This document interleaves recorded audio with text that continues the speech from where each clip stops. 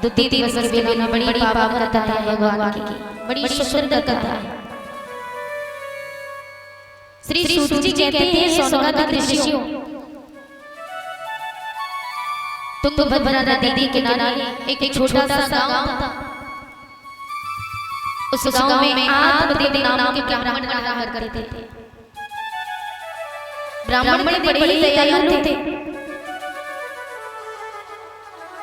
घर में सब कुछ था। पत्नी का नाम है धुंधली। अब नाम पत्नी का धुंधली है, कहते हैं यथा नाम तथा थोड़म।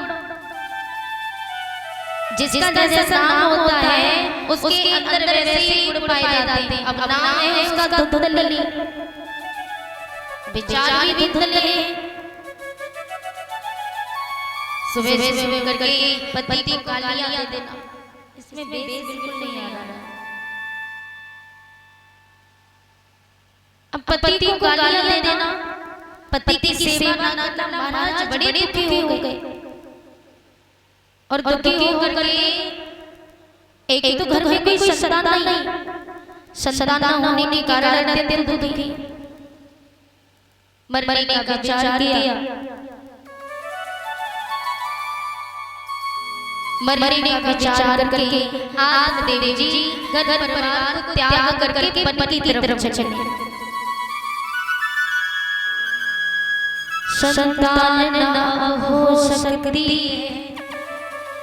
ये मन में विचार कर लिया कि अब मेरे संतान नहीं होगी।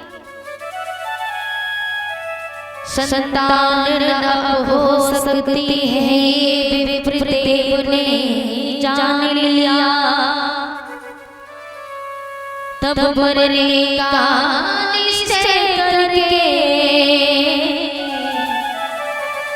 घर बार छोड़ प्रस्थान किया। उन्होंने मन में ठान लिया कि मेरे संतान नहीं हो सकते, तो मरने का विचार करके घर परिवार को त्याग दिया और घर त्याग करके वन में जाकर के पहुंचे, जल ढूंढने लगे। वन में सरता ढूंढने लगा, वह मरने का अभिलाषी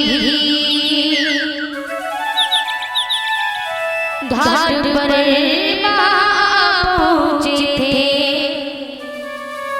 ब्राह्मण के पास सन्यासी,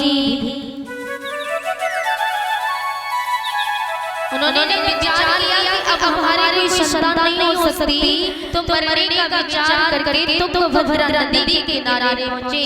वहां जाकर के जल में कूद करके प्राणों को त्यागना चाहा, तो वहां भगवान ने एक सत्य का रूप धारण करके आत्मदेव को रोक लेते। क्या करते हो? अरे नहीं, मरना क्यों चाहते हो? भगवान ने ये जो मनुष्य का शरीर या मनुष्य का तन या मनुष्य का चोला दिया, इस शरीर से मुक्ति पा करके आत्महत्या करना पाप है, ये हर कोई जानता है।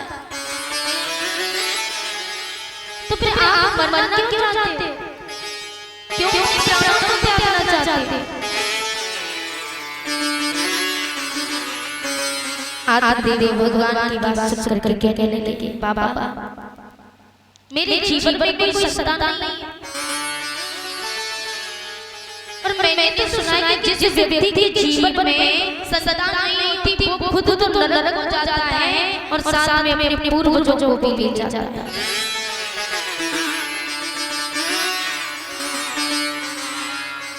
सुनता हूँ जो पापी अपने,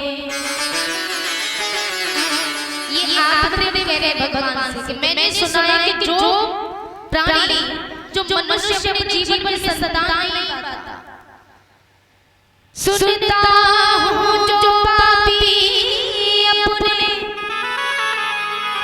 जीवन में पुत्र न पाते, वो से नरक में जाते हैं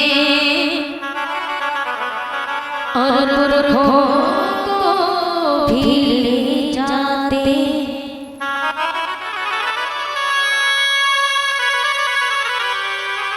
ये ब्राह्मण देव कह रहे हैं कि बाबा मैंने सुना है कि जो व्यक्ति अपने जीवन में पुत्र नहीं पाते वो खुद तो नरक हो जाते हैं और साथ में अपने पूर्वजों को भी नरक ले जाते हैं। भगवान ने बड़ा सुंदर जवाब दिया। भगवान ने कहा कौन कहता है, अरे भाई जिस व्यक्ति के जीवन में संतान नहीं है तो इसका मतलब ये थोड़ी कि वो नरक हो जाएगा, ऐसा नहीं है। अरे नरक और स्वर्ग तो उसे अपने कर्मों के साथ मिलता है। जो जैसा कर्म करता है उसको वैसा भोगने को मिलता है। अब ये जरूरी थोड़ी है कि जिस व्यक्ति के जीवन में संतान हो उसी को स्वर्ग ले लेगा, ऐसी बात नहीं है। ये तो कर्मों की खेती है, ये भगवान कह रहे हैं, हे विप्रदेव ये कर्मों की खेती, ये तो कर्मों की खेती है, जो बोएगा सो पाएगा। कर्मों से हाथ बटाने में कभी बेटा काम न आएगा। कर्मों से हाथ बटाने में कभी बेटा काम न आएगा। भगवान ने कहा जो कर्म तुमने नहीं किए उस कर्म का भुगतान आपको भोगने को मिलेगा।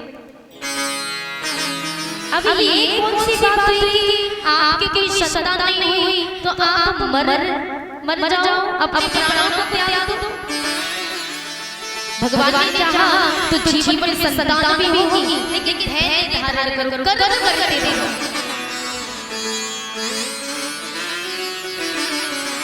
यदि आप कर्म करोगे तो उस कर्म का फल आपको अवश्य मिलेगा। अभी नहीं तो कल मिलेगा, लेकिन मिलेगा जरूर। कि इस जन्म में नहीं मिलता तो मिलता जरूर है। कि इस जन्म में नहीं मिलता तो उस जन्म में मिलता है अपनी अपनी करनी का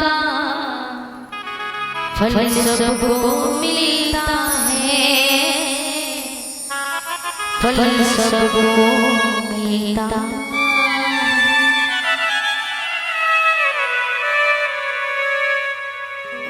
इस जन्म में ना सही, लेकिन अगले जन्म में लेकिन मिलेगा जरूर। और जो जिसने कर्म किया, अब देखिए एक बार एक व्यक्ति था, महाराज जी सुंदर सा वृक्ष खड़ा है, उस पर पक्के पक्के फल लगे हुए हैं। पक्के पक्के फलों को देखा तो फल देखा किसी ने आंखों ने।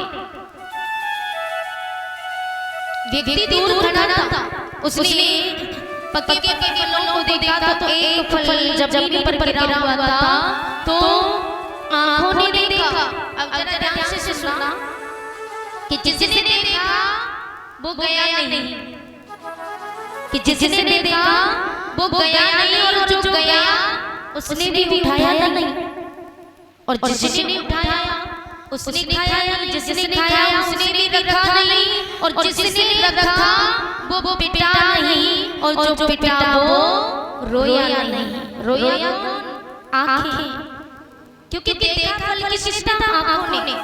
जिसने देखा वो गया नहीं, आंखों ने तो सिर्फ देख लिया, लेकिन चल के गया पाँव।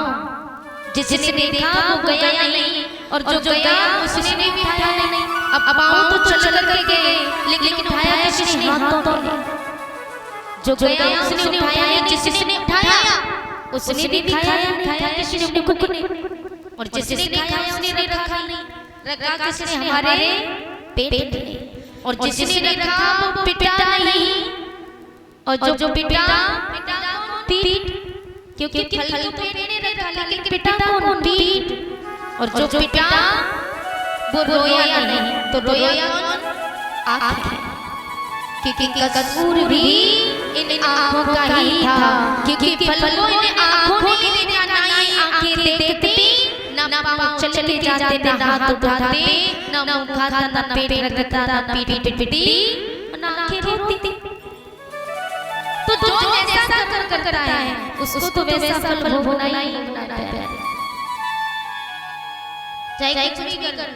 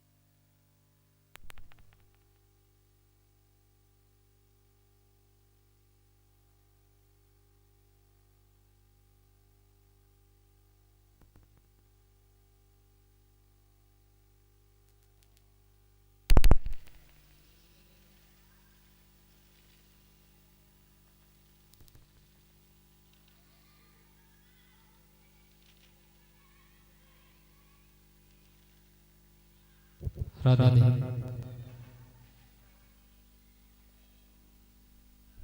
श्री राधे। हेलो जय राधे। बोली बाके बिहारी लाल श्री राधे।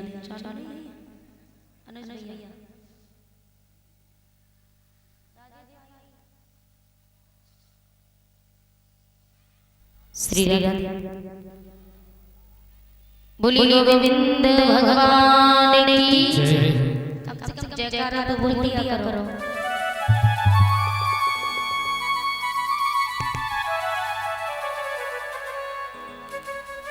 श्री श्री जी कहते हैं सोना का दृश्य, जो जैसा कर करता है उसको तो भोगना ही पड़ता है। हर किसी को कर्मों के अनुसार फल मिलता है। तो भगवान ये बात समझा रहे हैं कि हे ब्राह्मण देव, आप घर वापस लौट जाओ। बोले मैं नहीं जाऊंगा। अब वो अपनी हट पकड़े हुए हैं, अपनी जिद पर अड़े हुए हैं। भगवान कहते हैं कि जो जैसा कर करता है उसको वैसा फल भोगने को मिलता है। आप रटल लाए हो कि मेरे जीवन में संतान नहीं होगी, मेरा उद्धार नहीं होगा।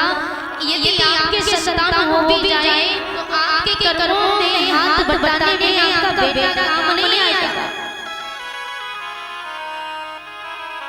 ये सब अपनी अपनी किस्मत की बात है,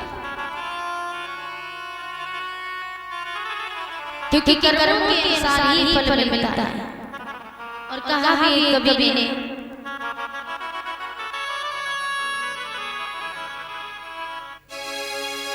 कि एक वृक्ष की तो डाली, जय जय। कि एक वृक्ष की तो डाली, पर किस्मत जुदा जुदा है। एक डाली जाए हवन में, एक से जल नहीं जाए। एक डाली जाए हवन में, एक से जल नहीं जाए। भैया लेकिन उसकी डालियां लेकिन हर एक ना है अपनी अपनी किस्मत का। डालियां काटी जाती है तो न जाने एक वृक्ष की दो डालियां बिछड़ जाती हैं। अपनी किस्मत का, अपने कर्म का खेल होता है। और ये वृक्ष भी और नहीं, हम मनुष्य में से ही वृक्ष बने, क्योंकि जो जैसा कर करता भगवान को वैसे ही उन्होंने डाल देता। जय जय। एक वृक्ष की तो डाली,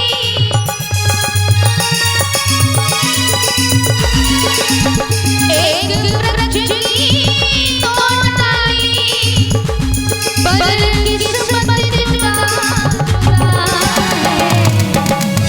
एक डाली आए हवन में एक से चल गई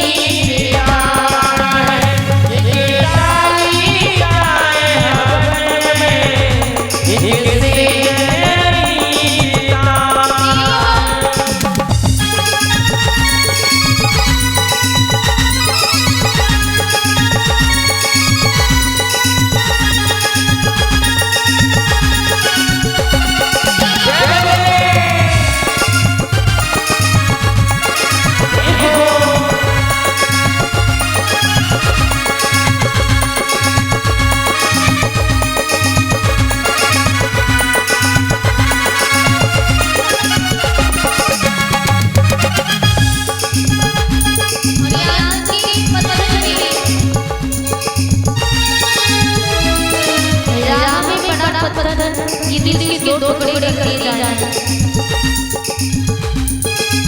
एक पत्थर के दो टुकड़े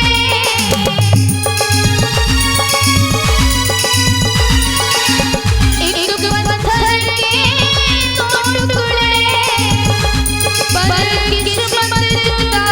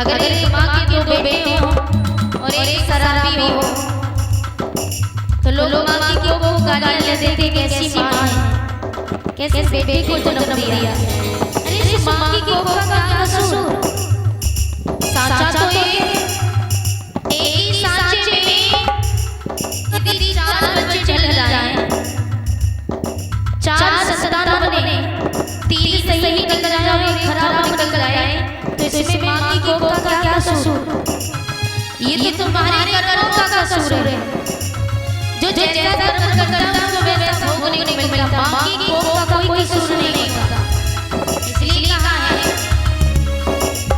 एक मैया के दो बेटे एक मैया के दो बेटे पर किस्मत जुदा जुदा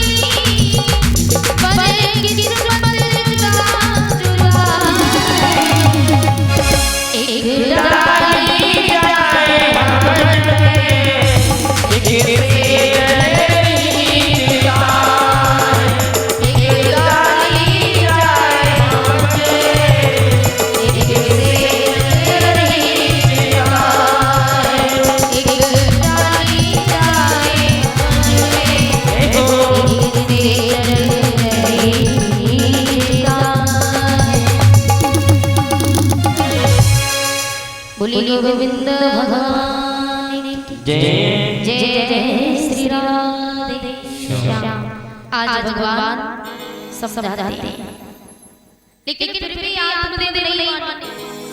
भगवान ने तो बहुत कहा, बोले वापस लौट जाओ, आत्महत्या करना पाप है। आजकल लोग आत्महत्या कर लेते, लेकिन उन्हें ये नहीं पता कि मरने के बाद कितना कष्ट भोगने को मिलता है। जो सुख के जीवन में है वो आत्महत्या करने के बाद नहीं। आजकल लोग जरा सी बात पर जब झगड़ा हो जाए तो झगड़े में क्रोध में आकर के कोई जहर खा के मर जाता है, कोई फांसी लगा कर के मर जाता है, कोई आग लगा के मर जाता है। तो ये जब आत्महत्या करके मरते हैं, हमारे प्राण अधोगति पे चले जाते हैं। तो अधोगति पे जाने से ऐसे उद्धार होने वाला नहीं, क्योंकि भगवान ने सुंदर तन बनाया और हमने अपने आप को नष्ट नहीं किया, भगवान को कष्ट पहुंचाया है। क्योंकि भगवान ने इस जन्म में न जाने अगले जन्म में हमने कौन से अच्छे कर्म किए हो, जो इस जन्म में भगवान ने मनुष्य का तन दिया। अरे 84 लाख योनियां हैं, भगवान चाहे तो कीड़े मकोड़े लगा के भेज देते। अब 84 लाख योनियों में भी 40,000 योनियां ऐसी हैं जो कीड़े मकोड़े होते हैं, उसकी 4,000 कम से कम मनुष्य की, कोई लूला लंगड़ा बताया है, कोई अंधा बताया है। तो ये भी अलग अलग योनियां होती हैं, कर्म के अनुसार भगवान बना करके भेजता है। पुनरपि जननम पुनरपि मरणम पुनरपि जननी जठरे शयनम भज गोविंदम गोविंदम गोविंदम भज मूढ़मते। ये पुनर्जन्म पुनर्मरण होता रहता है, लेकिन इसलिए हर जन्म में हमें भगवान का भजन करते रहना चाहिए। आज भगवान बहुत समझा रहे हैं, लेकिन आत्मदेव नहीं माने, एक पकड़े बोले मैं मरूंगा। तो भगवान ने कहा एक काम करो, तुम्हें फल दे देते, इस फल को लेके जाओ, ये फल अपनी पत्नी को खिला देना। तुम्हारी पत्नी यदि इस फल को खाएगी तो तुम्हारी पत्नी की बहुत सुंदर संतान होगी। आत्मदेव जी कहने लगे, बोले आप झूठ बोलते हो, ऐसा कुछ नहीं होगा, आप हमें सिर्फ बातों में बहलाते हो। तो भगवान ने कहा संतों की वाणी में भी मिथ्या नहीं होती, ब्रह्म सत्यम जगत मिथ्या, ब्रह्म ही सत्य है, जगत मिथ्या है। मिथ्या ने झूठा, ये जगत झूठा है, ये दुनिया झूठी है। भगवान के कहने लगे, भगवान ने जवाब दिया,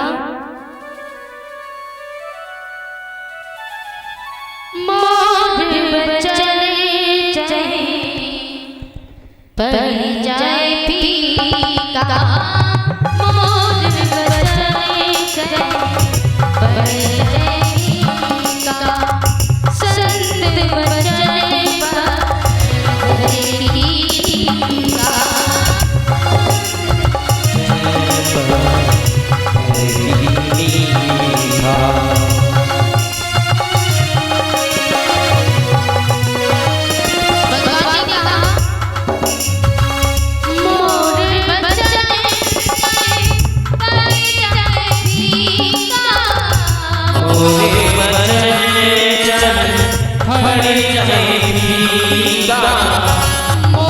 बचने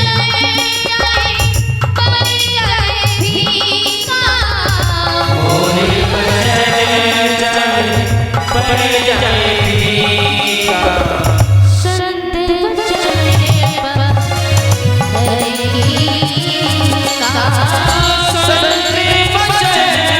पर फीका।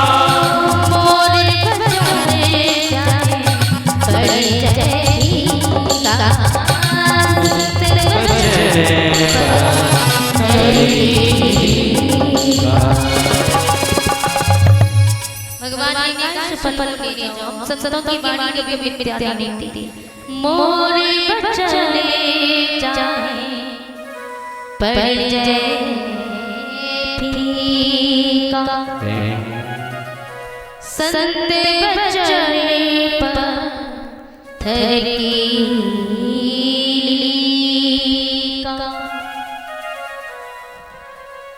भगवान ने कहा हम संतों की वाणी कभी मिथ्या नहीं होती। ब्राह्मण देवी को बड़ी देर विश्वास हुआ, फल को लेकर के अपनी पत्नी के पास में पहुंचे, अपनी पत्नी को फल दिया। फल को उन्होंने हाथों में लिया, लेकिन धुंधली कभी ये नहीं चाहती थी कि मेरा गर्भधारण हो। वो कभी भी जीवन में अपना गर्भधारण करना नहीं चाहती थी। आत्मदेव फल देकर के चले गए। चिंता में बैठी धुंधली, उसके पास उसकी छोटी बहन आई तो छोटी बहन ने आकर के कहा, बहन क्या बात है, आपके चेहरे पर उदासी क्यों? तो जवाब दिया, बहन मेरे पति ने जो फल दिया है